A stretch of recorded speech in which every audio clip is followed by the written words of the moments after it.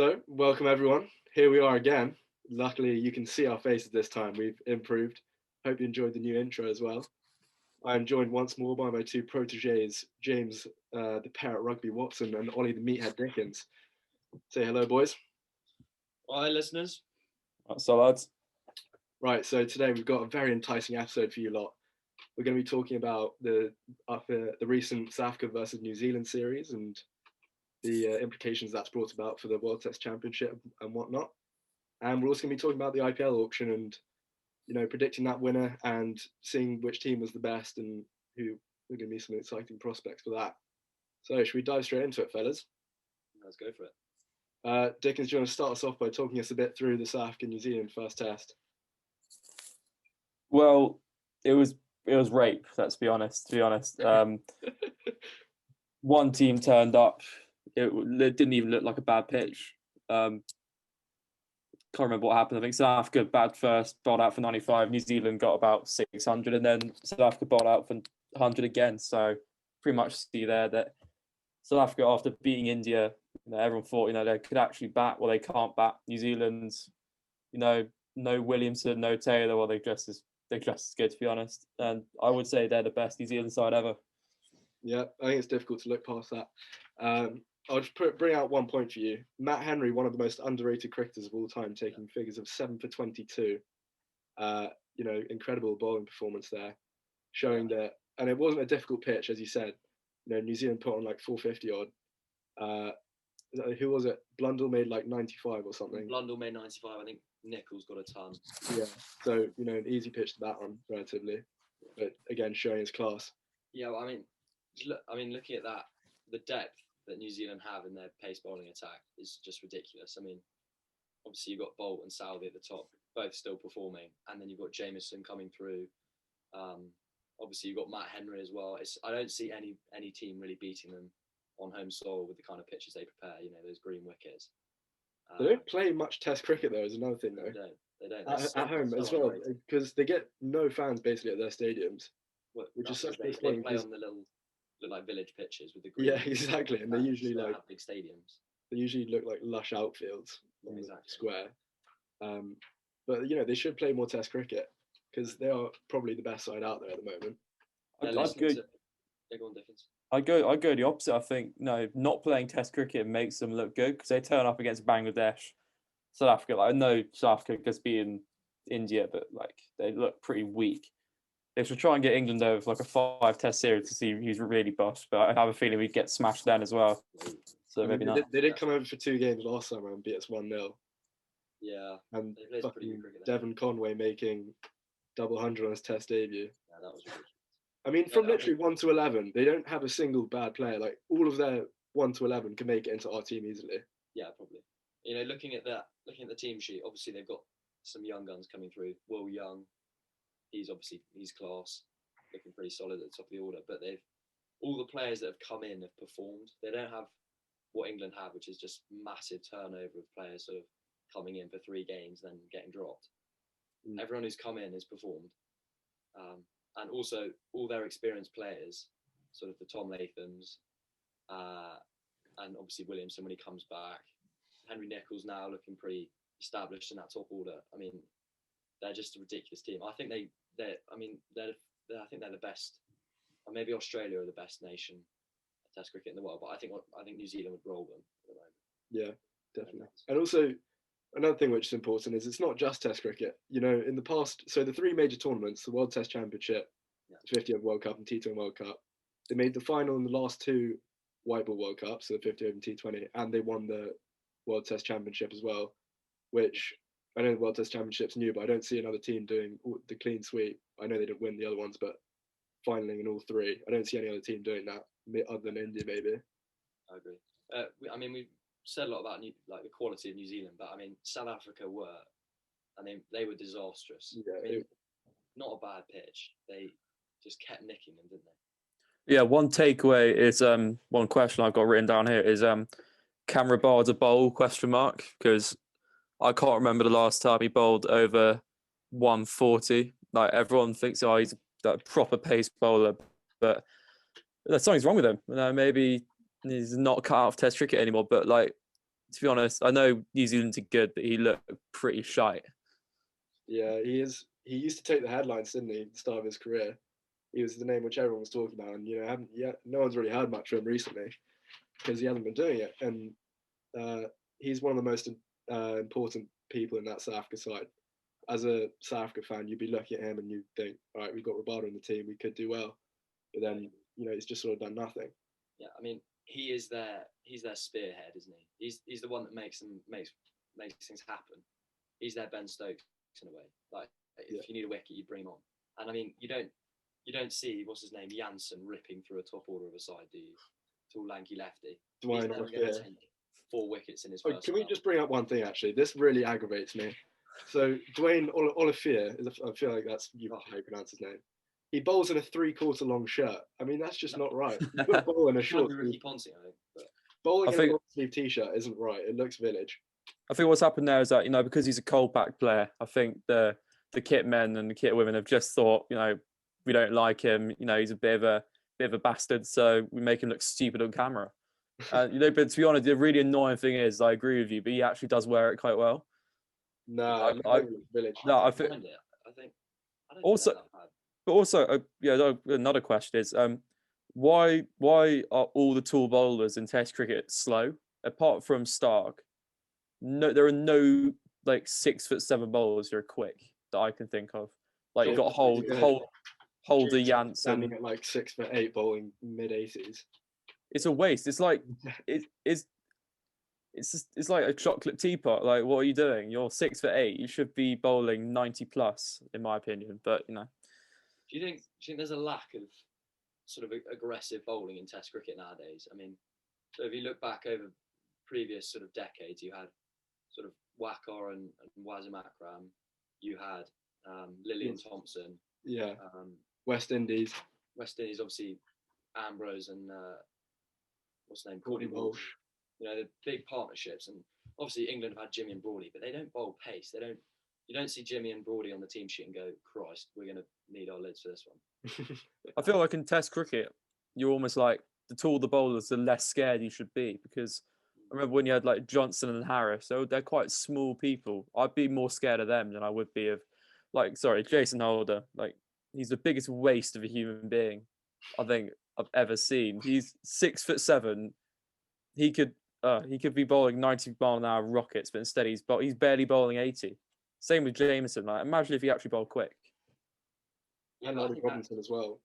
Yeah, but the height, I mean, it's a massive dimension. Even if they're not bowling quickly, it's still, I mean, they do take a lot of wickets, those lot. I mean, there's also an intimidation factor, though. The height in itself. I know when I'm standing in the crease and, facing their opening bowler and he's 6'5", a little bit of excrement is falling out my pants, even if he's quick or not, just for the pure scare factor.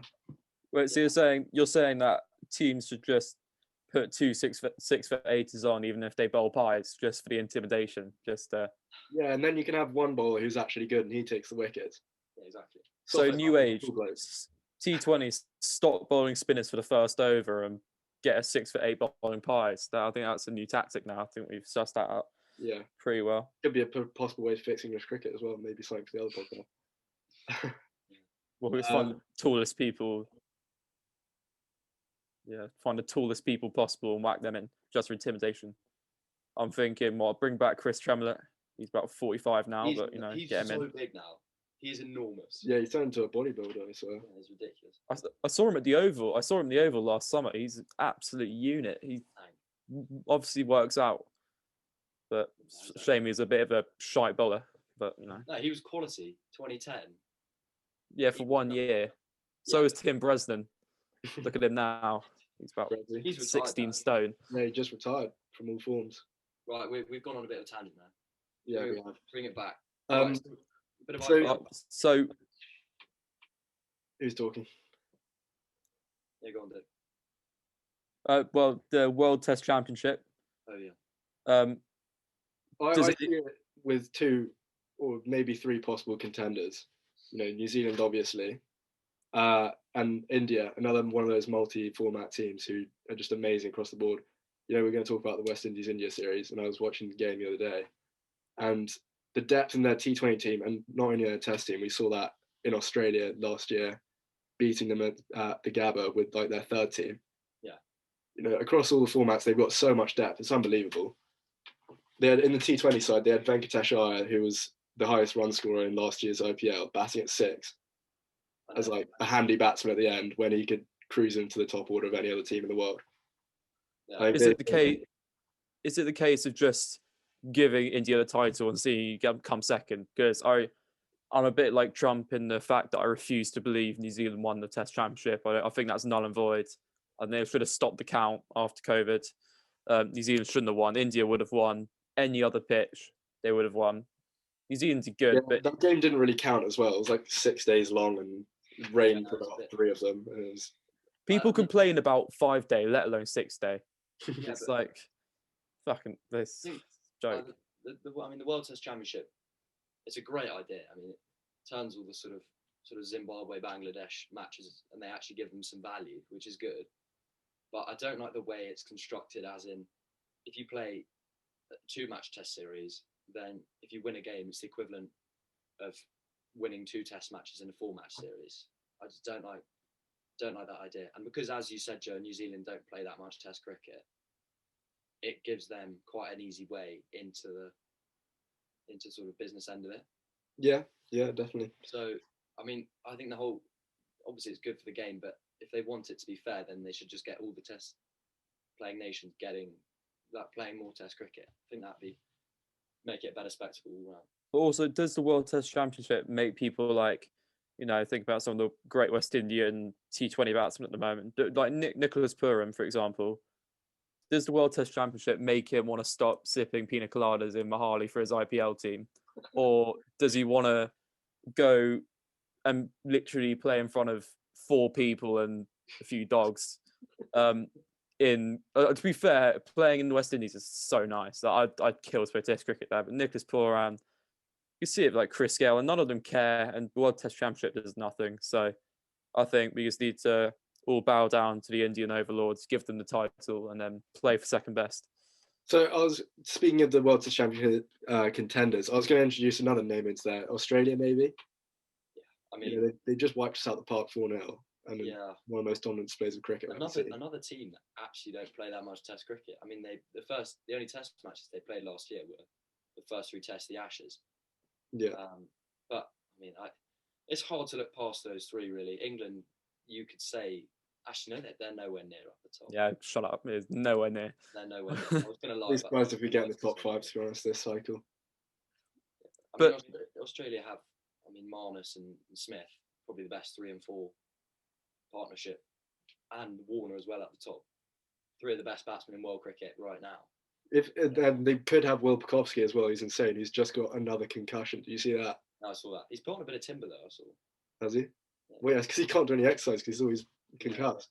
Like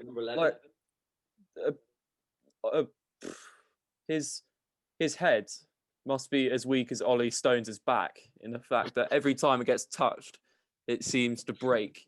And I do feel sorry for him, but I think Australia have enough good players, and I think they could do without him.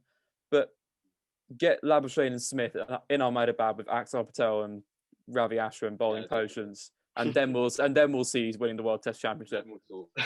Then it'll be our time. It'll be the English century, because we've had our time in India, and we've got. I think I looked at the fixtures earlier. We've actually got pretty nice fixtures until we play Australia again. We got Pakistan. That'll be a difficult tour, but we have it pretty easy. Dickens, do you see us beating Pakistan out in Pakistan? If Shaheen Shah unfortunately breaks a couple of legs, then I see us winning. But Shaheen Shah Afridi is probably the most sexual bowler I've ever watched. He's in that T20 World Cup. It would always be just one over, the first over, which would do things to my genitalia, which would has never been done before.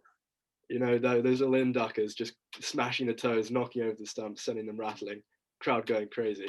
Also, Bumrah. He's not satisfying to watch at all. So you don't actually enjoy watching him. But Shaheen, oh my God, it's smooth. It's smooth, velvety. It ticks all the boxes of pleasure that I'm looking for in left-arm fast bowler. All right, we've gone off on a bit of a tangent, fellas. Should we move on to the West Indies-India series? and get onto a bit of What's Kohli bait. Bet on, yeah. I So, mean, so Joe Root scored 1,700 Test runs last year, and since I think it was 2018 when England played India in England, Kohli has scored 1,300 Test runs. And he's also scored 0 hundreds across all formats since 2018. I mean, that's quite unbelievable for a batsman of that caliber. Well, he's not even of that caliber anymore, really. Can you say? I wouldn't. Scored a ton in 4 years.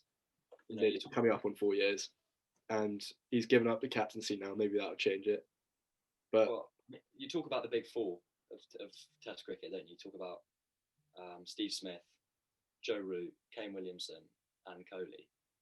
I'd argue now that you take Kohli out completely, just put Labuschagne in there. Babar Or Babar Azam, yeah. Yeah.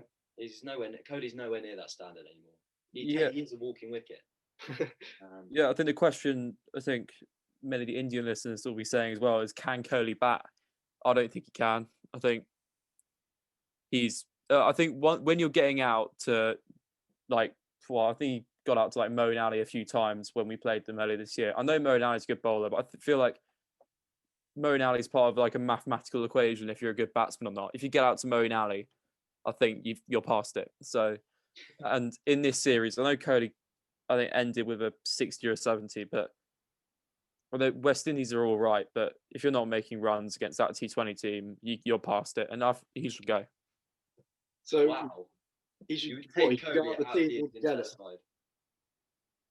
You got Kishan Suryakumar Yadav, that's his name. Yeah. Rohit Sharma, Venkatesh Iyer, Shreyas Iyer, Pandyas, Kumar, Bhuvaneshwar. Rohit.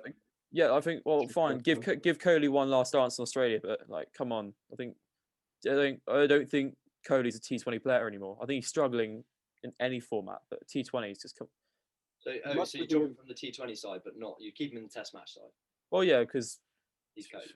Well, because his form in 2015 bought him about 10 years of Test cricket, so I think he's allowed to stay in. Also, just going on that Test side, slightly off topic, but so the India Test squad, no Rahane and Pujara. I think it's about time we saw that happen. In England, they were not successful, and they haven't been for a number of years now.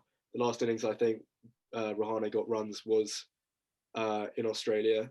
I think that was Adelaide or something, where he got a ton. That was a good knock, but I know that was like 2 years ago now, and he hasn't made a 50 since, basically. So it's time for him to go. Pujara, he's been past it for a couple of years now, I think. But India are blessed with depth, as you said. I mean, they can put anyone on that team and still be put out a B team that would beat England right now. Well, India have about probably 14,000 reserves waiting in the wings at number 4. So if Kohli kicks the bucket, they could literally pick a 17-year-old from like any of their 200 counties they have, and they do equally as good a job. That's the problem with India. I feel like it's a bit unfair now. And talking about, maybe just being too good, well, unlike Kohli, is that it is Pooran just a bit too good for the West Indies, because apart from him, no one can get runs for them. And Pooran got 350s in the 3 T20s, I'm pretty sure. Mm-hmm. Right, should we move on to, should we talk some IPL cricket? Yeah, I think that leads. Everyone, it gets everyone a bit excited, doesn't it? So the mega auction has just happened. Exciting stuff, and we've got the squads up in front of us, fellas. Yeah. So should we talk about who's got the best team first of all? I think I sent you boys a TikTok the other day of the Rajasthan team, potential team, and oh my word, there was some good names in that, and they've been extremely terrible the past couple of years, but looking at this side, I think they could be extraordinary. Shall I rattle off a few of their big players? Yeah. Go for it. Rattle them off. I got Samson, Evan Lewis, David Miller, Joss Butler, Livingston. That's last year's. Oh, ignore me, but that's still pretty good. Yeah. Wait, I'll get it up. Got some very good overseas. So Butler, Rassi van der Dussen, Shimron Hetmeyer, Daryl Mitchell, James Neesham, Courtney Nile, Trent Bolt. Those are their overseas. Indians, they've got Yuzvendra Chahal, Prasid Krishna, Kuldeep Yadav, Ashwin, Rian Parag, what are some other big names? Jaiswal, Karen Nair, Sanju Samson. Karen Nair's the one who got like a triple ton against England back in the day. Do you remember that? Was that in 2014? Yeah, yeah. Yeah, that was a terrible tour. By the end, we had Moeen Ali batting at 4. It was just dreadful. That's just England cricket, isn't it? So yeah, what a side that is. Moving on, should we go on to the Mumbai Indians? I'm just on the IPL website here, and under each side, it says how many tournaments they've won. And so for Rajasthan, they won in 2008, just one. And under Mumbai, there's a list of years: 2013, 2015, 2017, 2019, and 2020. What a history that is. And they've always, as usual, they've got some incredible names in there. Yeah, exactly. They've got young Tendulkar, Jofra Archer. So they're going to have the combo of Archer and Bumrah. That's going to be pretty unstoppable if not this year, if I'm right. What? I don't think Jofra's available this year, is he? I don't know. He's not. I thought he was. I don't think he is. Still doing the shoulder thing or elbow or something. Whatever. When does the IPL start? Is it like March? I thought it was around this time of year. So coming up soon. So there's obviously 2 new sides. Gujarat. Sorry, one more name quickly. Tamal Mills is also for Mumbai as well. Oh, that's saucy. Sorry, go on, James. Yeah, so Gujarat and Lucknow, obviously 2 new sides. Just look at the Gujarat one now. They've got Hardik Pandya, David Miller, obviously a very experienced T20 player, Jason Roy, Shubman Gill, Matthew Wade, Saha, a lot of people I don't recognise here, but Tawatia, obviously very successful with the Rajasthan Royals last year, and Alzari Joseph, Lockie Ferguson. You know, so competitive out there. It's 10 sides. All of them look very good. It's not like the England game where you have Derbyshire coming up with Wayne. Yeah, it should be a very exciting tournament. There's a lot of firepower on offer, as there always is in the IPL. But with those 2 extra teams this year, it's going to be pretty incredible, I think, and I'm going to be watching it eagerly. Have we mentioned Chennai yet? Don't think so. Well, of course, we got MS Dhoni. I don't know why, but he's got a good stick. Conway, I don't think that's a great pick. Everyone seems to think that's a good pick. But is he a T20 player? Probably not. Well for Southern Brave. Yeah, but then for some reason they've got Chris Jordan, 3.6 crore. I think that's a terrible signing. He can barely bowl Yorkers, and he's like, I guarantee he'll play the first 2 games, get hit for 50 yards, 2 for 50 in each of the games. He'll get dropped. It's a rubbish signing. They've also got Ali in there. Who's going to win it for you?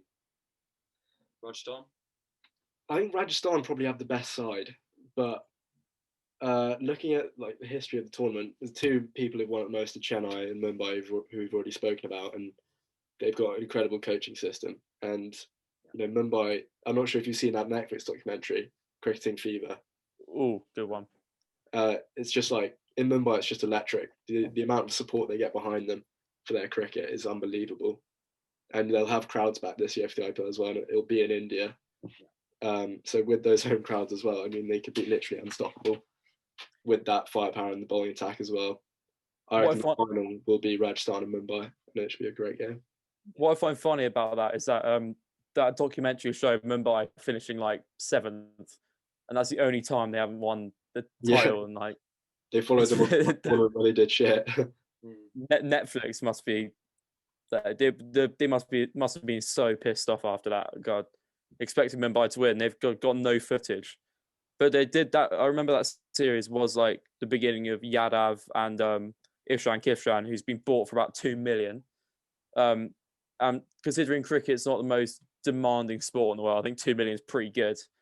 I wouldn't mind that myself. If I was Ishan, I'd be pretty happy with that. But people who've been paid a lot tend not to do that well, which has been the problem. Yeah, I agree. Right, we've gone on a bit again. I think bloody usual. Think about wrapping it up. Should we do Dick of the Day? Yeah, with a new concept, new podcast. Should concept. I explain what this is? Yes, please. So, Dick of the Day, as much as you may think, to start with, won't involve penis size. But so Should do, but maybe in the future we'll get onto that. We'll create a leaderboard. But so we'll pick one cricketer each week, each podcast who's been terrible in that week, and basically just rinse them. So Dick of the Day, who's your nominee for this week? Rassie van der Dussen. And he cleaned up. Think about the ways he got out in New There was Zealand. one absolute straight one, didn't move It at was all just to embarrassing. Matt Henry. Test cricketer. And then the commentator, I can't remember who was on commentary. Probably Especially, what a fall literally from just went, grace. I don't know how he's missed that. What a fall from grace after such a prolific series in South Africa against India, and he's literally just come in on the green wicket and just missed a straight one. He's managed to get himself an IPL contract as well. I don't know. He's I managed don't to know how he's done that. mangle that. Yeah, so he's my dick of the day. 5.5 inches. Say that again. is that an estimate? Estimate. That's 5.5 inches. You know, it could be. Yeah, we'll give him average. That's 5.5, 6. Yeah. On that bombshell, should we wrap up? Right, it was a pleasure having this conversation, boys. I hope you enjoyed it, and we will be back next week with more content. Thanks for listening.